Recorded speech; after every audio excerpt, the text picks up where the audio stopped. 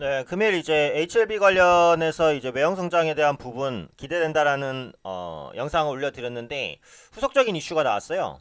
유상증자 관련된 이슈 그리고 이제 넥스사이언스 지분 확대 관련된 이슈여서 어, 오늘 말씀드린 내용과 좀 다른 내용이 좀 나온 부분이 있어서 체크는 한번 해볼 필요는 있을 것 같아요. HLB는 아무래도 개인 투자분들께서 많이 이제 관심을 가지시는 종목이니까 후속 이슈 간단하게만 한번 체크를 해볼 텐데 조금 아쉽죠, 사실. 이게 유상증자라는 게 기본적으로는 이제 주주가치 희석에 대한 문제가 있습니다.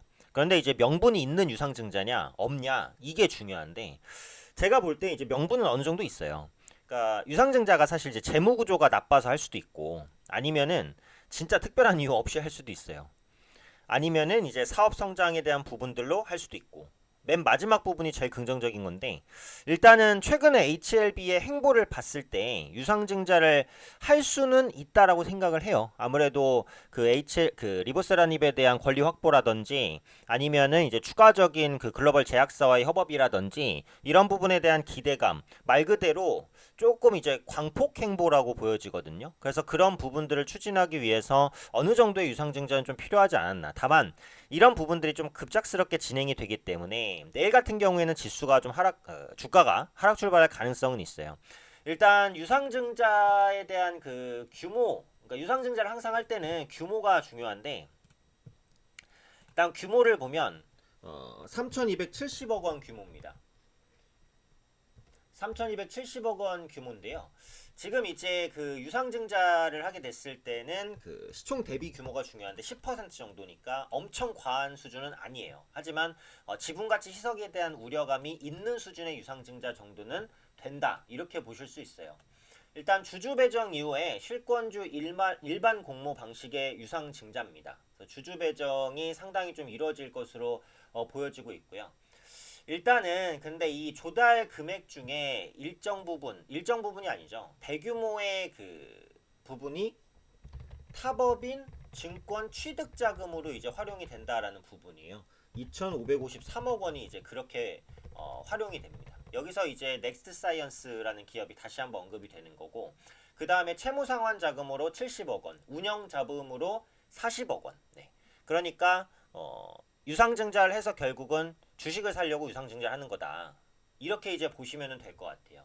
여기서 이제 넥스사이언스가 등장을 하는데 지금 HLB와 굉장히 밀접한 관계를 가지고 있는 종목입니다.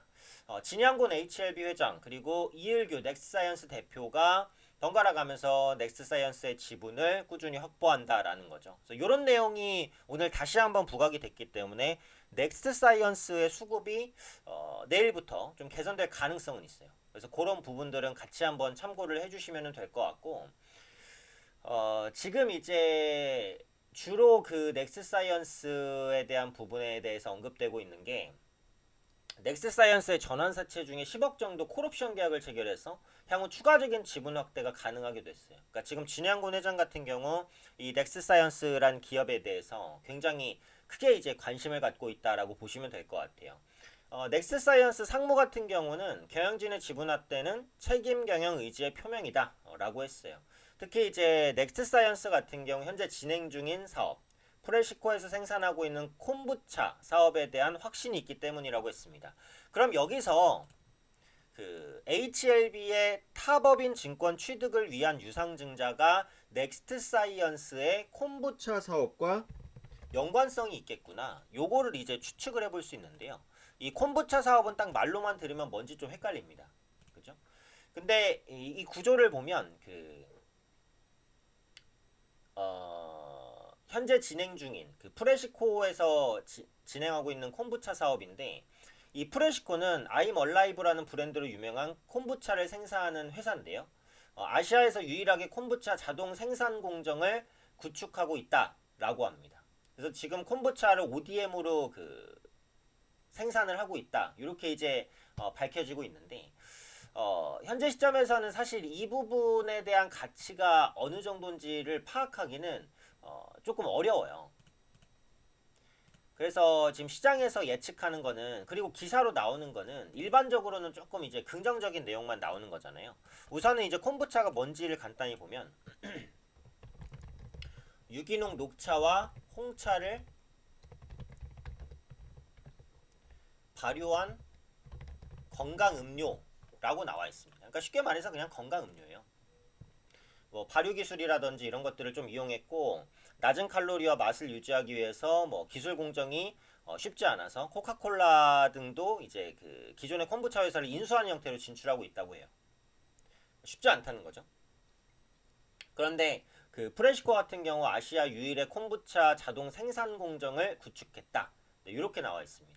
그래서 현재 다수의 국내 기업들이 출시하고 있는 콤부차를 주문자 개발 생산 ODM이죠. ODM하고 있고 해외에서도 협력 제안이 이어지고 있다고 해요. 그래서 이 콤부차 관련된 사업을 그 넥스사이언스와 연계지어서 하고 있고 이 HLB가 유상증자를 통해서 넥스사이언스의 지분을 꾸준하게 확대하고 있다. 요게 이제 나온 내용의 뭐 팩트다 이렇게 보시면 될 것 같아요.